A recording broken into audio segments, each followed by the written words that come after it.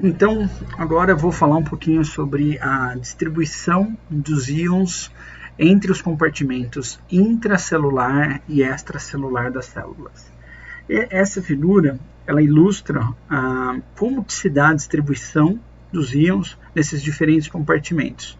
A gente sempre vai ver os íons com carga positiva, os cátions, os íons com cargas negativas, os ânions, isso no compartimento intracelular e no compartimento extracelular, que por sinal é muito parecido com a distribuição, né, de íons no sangue. A grande diferença do sangue e do fluido extracelular é uma maior concentração de proteínas, conforme a gente pode observar aqui, né? Fora isso, o resto da constituição é muito parecida. É muito importante que a gente procure entender as diferenças entre os compartimentos intracelulares e extracelulares, porque isso é fundamental para a fisiologia celular. Então, notem que o principal íon positivo presente no interior das nossas células é justamente o potássio. Né? Existe uma concentração maior, também assim, significativa de magnésio, mas o potássio é o íon positivo mais abundante presente dentro das nossas células. Por outro lado, quando a gente olha os íons negativos, né, que tem carga negativa, a maior parte desses ânions presentes dentro das nossas células são as proteínas. Então, as proteínas, os ácidos, né, tem várias proteínas, ácidos, etc., que na realidade acabam sendo, vamos dizer, o constituinte com cargas negativas mais abundantes dentro da nossa célula. Já fora da nossa célula, nós percebemos que o principal íon positivo é o sódio e o principal íon negativo é o cloreto. Também a gente pode observar, embora a quantidade seja relativamente pequena, a presença de alguns outros íons, como por exemplo esse íon carbonato, que ele é muito importante para tamponamento de pH sanguíneo e tudo mais, não é à toa que ele também está presente na nossa corrente sanguínea. Então vamos lá, eu acho que assim, se a gente for tentar entender a fisiologia da membrana e as propriedades excitáveis elétricas da membrana celular, é muito importante que a gente decore, né, pelo menos aí a distribuição de 3 íons. Né? Então, o potássio dentro das nossas células, como o íon mais abundante, com carga positiva, e fora da célula, o sódio e o cloreto. Essa diferença, pessoal, né, veja, ela é muito relevante, porque quando você torna a membrana permeável a um desses íons aqui, qual é a tendência natural? Que esses íons fluam numa direção do mais abundante para o menos abundante. Muito parecido com o que a gente tinha visto aqui no slide anterior. Né? Se essas bolinhas elas fossem, por exemplo, o íon sódio, a gente sabe que a concentração de sódio é maior fora da nossa célula. Então, o compartimento 1 poderia ser interpretado como um compartimento extracelular. E o compartimento 2, o compartimento intracelular. Então, se a divisão entre esses dois compartimentos, a gente sabe que é a membrana plasmática. Se essa membrana plasmática, que antes era impermeável ao íon sódio, veja, o sódio não atravessa a barreira da bicamada fosfolipídica. Mas, como a gente já vem discutindo, existem proteínas presentes na nossa membrana e essas proteínas podem dar uma seletividade no transporte, por exemplo, iônico na membrana. Imaginando que na situação 1, no tempo 1, essa membrana ela passa a apresentar uma proteína que torna a membrana permeável ao íon sódio. Qual é a tendência? Por essa força de difusão, né, esse gradiente de concentração, o sódio ele tende a querer entrar com força na nossa célula. Evidentemente, se você mantém essas proteínas ativas transportadoras de sódio, com o tempo, isso pode inclusive atingir um equilíbrio. Mas o fato que eu quero chamar a atenção para vocês é o seguinte, que a diferença dessa concentração desses diferentes íons gera uma energia em potencial que a nossa membrana pode aproveitar. Uma vez que a membrana pode apresentar a abertura ou a atividade de uma proteína que é um transportador de um desses íons, esse gradiente de concentração, ou seja, essa diferença de concentração entre os íons, entre o compartimento intracelular e o compartimento extracelular, acaba produzindo essa energia difusional. E essa energia difusional frequentemente é aproveitada para a célula em diferentes mecanismos, desde utilizar essa força para captar substratos de interesse da célula, mesmo contra um gradiente de concentração, mas aproveitando essa energia da diferença do gradiente iônico, até outros aspectos que a gente vai discutir mais adiante. Então, a partir de agora, é muito importante que todos tenham noção que as concentrações iônicas do fluido intracelular são bem diferentes da concentração iônica do fluido extracelular, notavelmente uma alta concentração de potássio dentro da célula e uma alta concentração de sódio e cloreto fora da nossa célula. E aí, como eu já mencionei no caso do sódio, se essa linha, a membrana celular, ela se abre, a tendência do sódio é sair da porção extracelular e entrar dentro da nossa célula. A mesma coisa o cloreto. A tendência do cloreto, se essa membrana torna-se permeável ao cloreto, o cloreto entrar dentro da nossa célula, por essa gradiente de concentração. Por outro lado, se essa membrana torna-se permeável ao potássio, o potássio tende a sair da nossa célula. E isso, gente, gera esse fluxo iônico que pode ter um significado e tem um significado biológico para o funcionamento das nossas células, conforme a gente vai ver logo a seguir. Uma proteína absolutamente fundamental para a geração desse gradiente iônico, né, entre a porção extracelular e a porção intracelular, essa proteína que é chamada uma bomba sódio-potássio ATPase. É uma proteína composta por duas subunidades e essa bomba, ela literalmente joga para fora da nossa célula 3 moléculas de sódio que estavam no citoplasma, né, e elas são jogadas para fora. E no lugar, ela capta 2 moléculas de potássio e joga para dentro. Então, note que o potássio ele é bombeado de fora para dentro e o sódio de dentro para fora. E isso, veja só como contribui para esse gradiente de ter mais potássio fora, mais potássio dentro e mais sódio fora.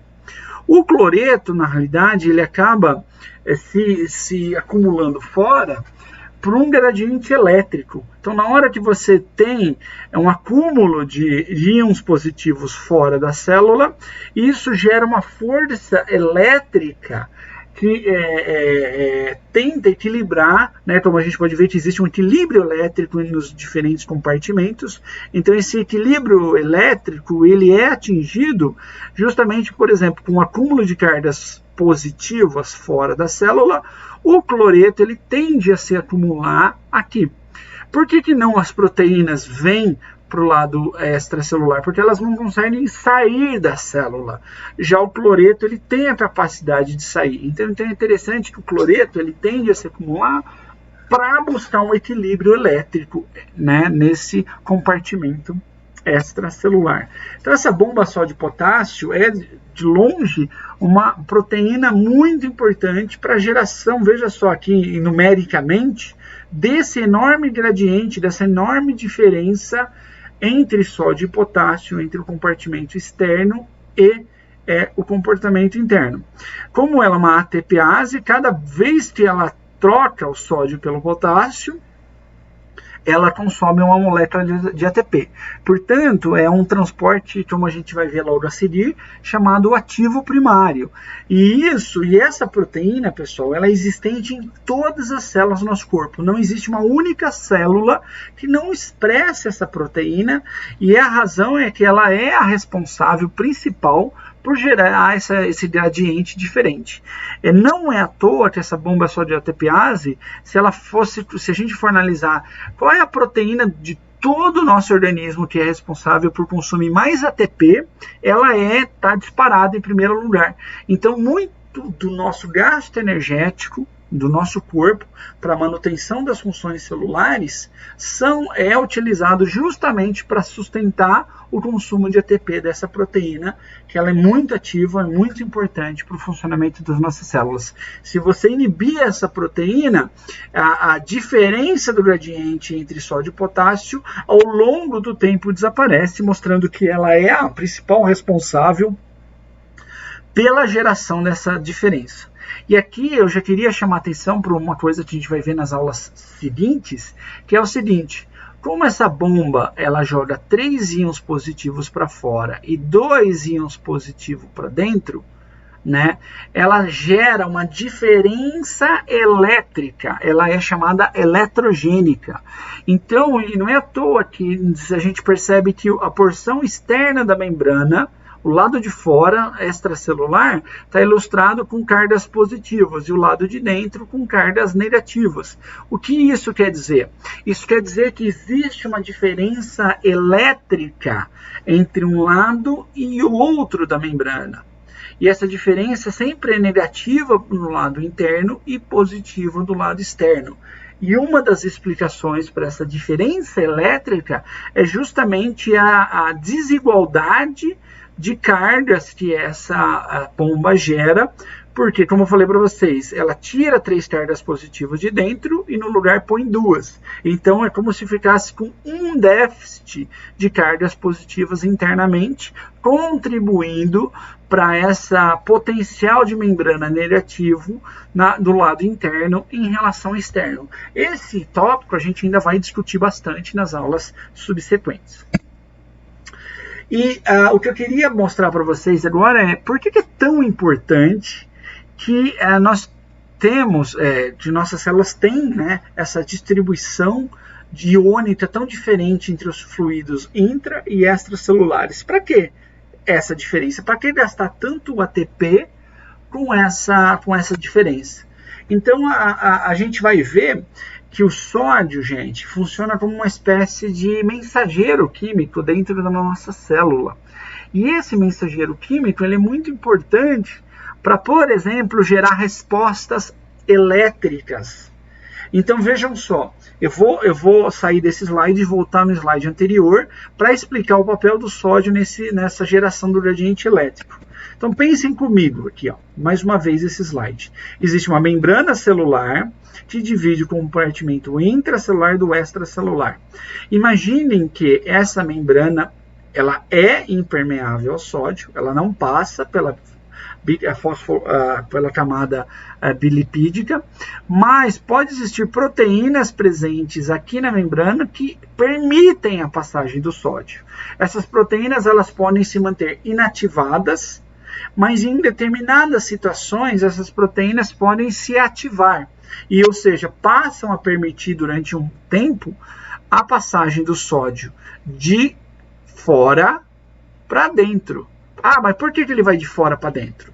Porque a concentração de sódio é muito maior fora do que dentro. Então, pelo um gradiente de concentração, o sódio quer entrar na célula para tentar atingir o seu equilíbrio.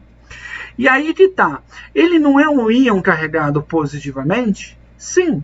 Então, na hora que esse fluxo de sódio começa a migrar do meio extracelular para o meio intracelular, o que se está gerando é exatamente uma corrente elétrica. Por que uma corrente elétrica? Porque cargas positivas estão caminhando numa direção para outra. Isso é uma corrente elétrica. Portanto, esse fluxo iônico que passa a se estabelecer numa direção entre o fluido extracelular para o fluido intracelular faz com que aquela negatividade presente aqui na membrana interna, olha lá, essa membrana interna, negatividade, ela se torne menos negativa do que estava antes. E, portanto, o interior da célula torna-se mais positivo. E essa propriedade é muito importante para desencadear respostas celulares. Para vocês terem uma ideia, a contração dos nossos músculos se inicia justamente com essa entrada de sódio gerando uma corrente elétrica. Um outro exemplo, a gente sabe que os neurônios são células excitáveis e os neurônios eles liberam substâncias mensageiras chamados neurotransmissores. Esses neurotransmissores são liberados quando o neurônio sofre uma excitação chamada sinapse. E a sinapse, que é a liberação dos neurotransmissores, se inicia através, normalmente, desse fluxo de sódio dentro da célula. Então, isso gera uma corrente positiva, o neurônio fica mais positivo, né, carregado mais positivamente, e isso gera essas respostas celulares. A célula, a ilhota pancreática, quando ela fica mais positiva, ela vai secretar mais insulina. Então, inúmeras células do nosso corpo respondem a uma mudança elétrica e o sódio ele é o principal íon que gera essas respostas elétricas, simplesmente regulando a permeabilidade da passagem do sódio pela membrana celular. Além disso, o sódio ele é necessário para que faça com que a célula carregue, seja para dentro ou mesmo para fora, substâncias do seu interesse. E isso acontece justamente se aproveitando o gradiente de concentração do sódio, né, já que ele tem uma força para entrar na célula. Então, na hora que ele entra, o sódio pode carregar junto alguma coisa de interesse da célula, como uma glicose, por exemplo. Então, muito da glicose que é captada no nosso intestino depende do sódio para ser absorvida pelo epitélio intestinal. Tá? Então, esse é um papel importante que a gente vai descrever e vai ver ao longo do curso de fisiologia. Ainda, o cálcio é um outro exemplo de mensageiro celular. Eu não ilustrei aqui, gente, não está colocado o cálcio, mas o cálcio, a concentração do cálcio é maior no fluido extracelular do que no intracelular. Então, quando a célula fica permeável ao cálcio, o cálcio tende a entrar na nossa célula e ao entrar na nossa célula, o aumento da concentração intracelular de cálcio atua regulando a atividade de várias proteínas e isso desencadeando respostas celulares relevantes. Então, notem que é um bom negócio para a célula ter uma diferença de íons entre um lado e outro da sua membrana, e essa diferença iônica acaba sendo aproveitada para levar a fenômenos que envolvem alterações elétricas, né, ou fluxos de substratos pela membrana celular. Tá? Vários desses exemplos serão dados mais a seguir. Como última parte dessa aula, dessa última parte da aula, eu vou falar um pouquinho sobre o papel da membrana celular na sinalização. Tá? Então, a membrana, como é a parte externa da célula, faz a interface entre o meio interno e o meio externo, ela é muito importante para que seja utilizado pela célula como um local de comunicação entre essa célula e outra, ou entre a célula e o meio extracelular. Existem várias formas de comunicação celular. Uma forma bastante conhecida é através das chamadas junções comunicantes, também às vezes em neurônios chamados sinapses elétricas. O que são essas junções comunicantes? São áreas em que uma parte de uma célula se aproxima de outra célula, e aqui a gente vê um aumento, e essas junções comunicantes basicamente envolvem essa aproximação da membrana celular, e nessa membrana celular existem canais chamadas conexinas. Então, cada um desses canais são chamados conexinas, que literalmente a conexina dessa célula se liga à conexina da célula seguinte, formando um canal único. Seria como se fosse metade de um túnel e a outra metade do túnel. E aí, substâncias presentes no citoplasma dessa célula de cima podem fluir para o citoplasma da célula de baixo. A direção desse fluxo vai se dar através de gradientes elétricos ou gradientes de concentração. Mas o fato é que essas substâncias, através das junções comunicantes, conseguem fluir de um lado para outro. Tem uma maneira que uma célula tem de se comunicar com a célula vizinha, envolvendo quase não, que uma espécie de um contato físico através dessas junções comunicantes. Essas junções comunicantes, como eu já mencionei para vocês, né, elas são mediadas por essas proteínas que são chamadas conexinas. E entre os exemplos que eu posso dar de situações fisiológicas envolvidas com isso, eu posso citar, por exemplo, no cérebro e no coração. O coração ele tem que ter um ritmo de contração bastante harmônico, bastante regulado. O que eu quero dizer é o seguinte, que as células cardíacas, quando elas contraem, a contração cardíaca tem que ser muito bem coordenada, onde essa contração inicia no coração e em que direção essa contração ela se propaga ao longo desse órgão. Por quê? Porque dependendo do tipo de contração, você não vai conseguir bombear o sangue de maneira adequada. Inclusive, existe uma condição bastante de emergência médica chamada que é fibrilação cardíaca, em que o coração passa a não ter um ritmo apropriado de contração. E aí, o que se faz para tentar restaurar o ritmo da contração? Se utiliza um equipamento chamado desfibrilador, que são aquelas duas pás que dão um choque elétrico, né? Que esse choque elétrico redireciona as cargas num fluxo ideal.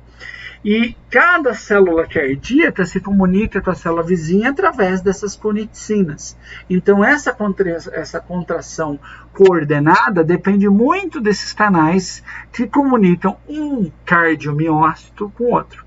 Já no cérebro, eu posso dar alguns exemplos, tem áreas que tem que manter uma atividade neural rítmica, coordenada.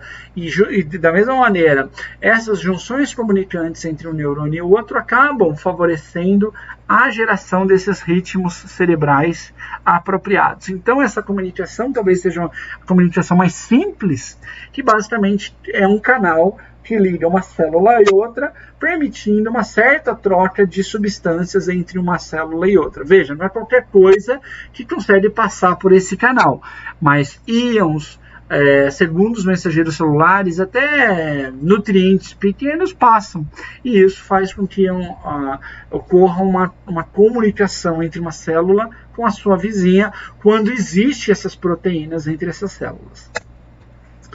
A outra comunicação que talvez seja mais abundante, e isso inclusive é objeto de estudo da neurofisiologia ou de todo o sistema endócrino, que é a chamada comunicação química.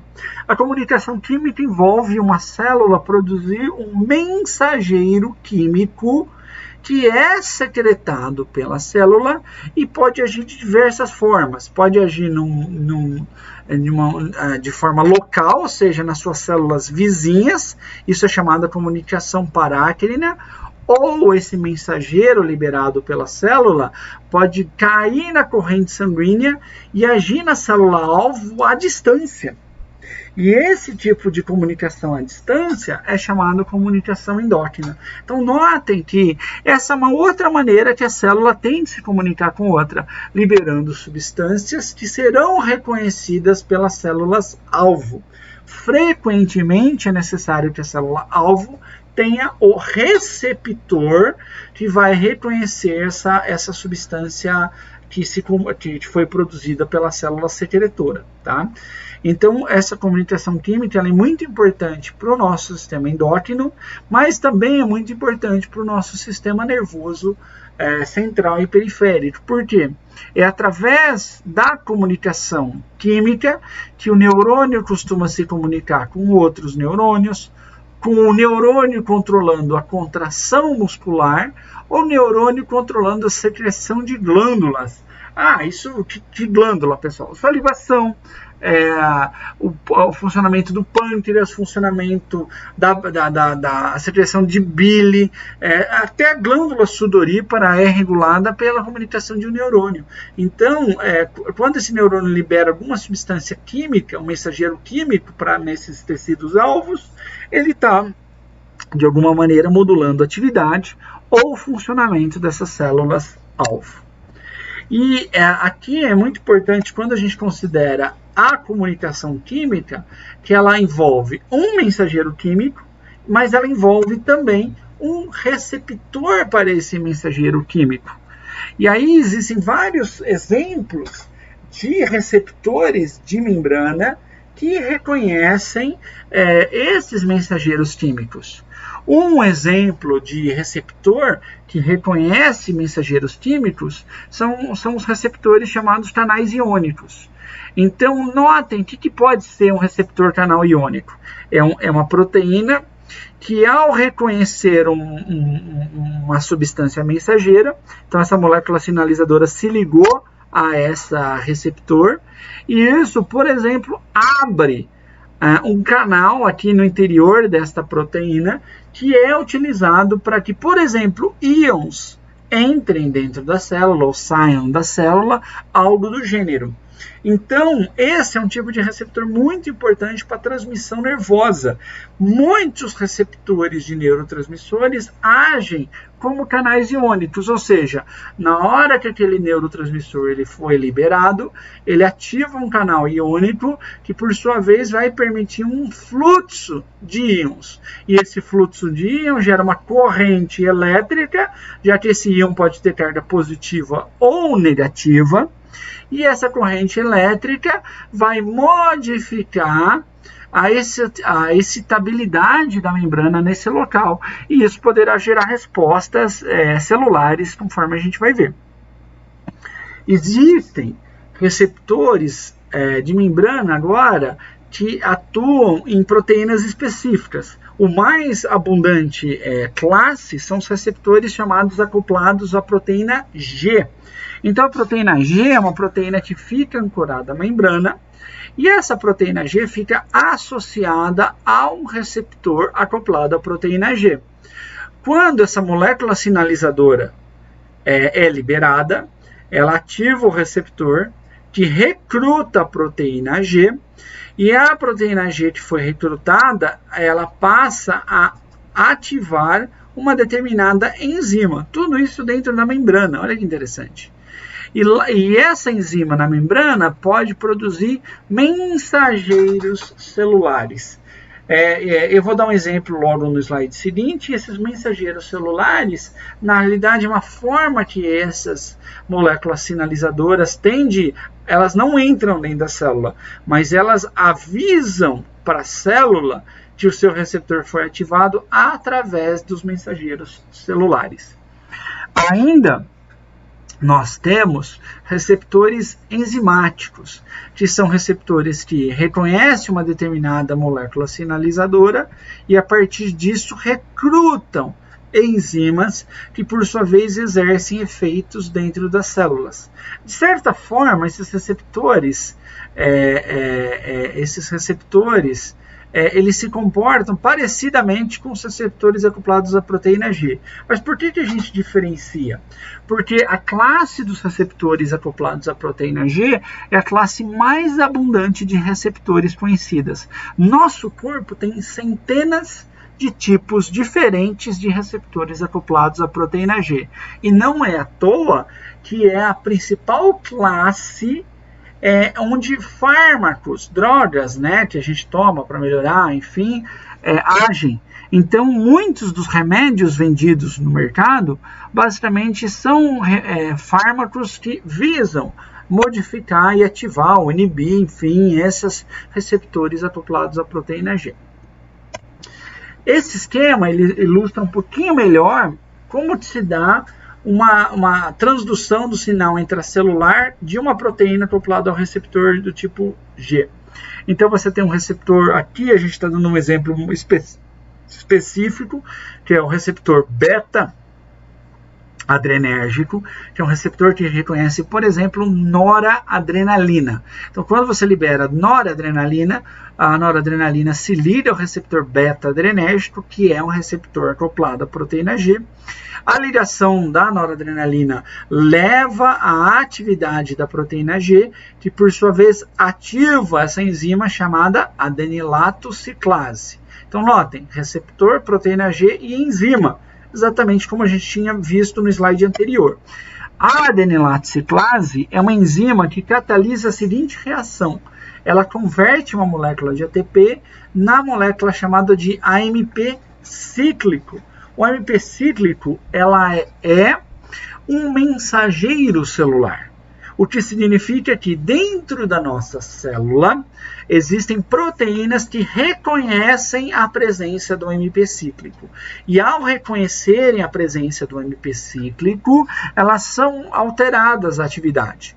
A proteína quinase A é uma proteína que reconhece o aumento da concentração de AMP cíclico, e quando essa proteína quinase é ativada pelo aumento da concentração de AMP cíclico, ela passa, por exemplo, a fosforilar canais de potássio. E esses canais de potássio vão permitir que, por exemplo, o potássio que está em maior concentração dentro da célula, saia da célula. E ao sair da célula, o interior da célula fica mais negativo do que estava antes, porque ele está perdendo cargas positivas. E isso costuma levar a um processo inibitório da nossa célula. Se essa célula era uma célula de musculatura lisa, essa célula vai relaxar e causar um efeito X no órgão alvo.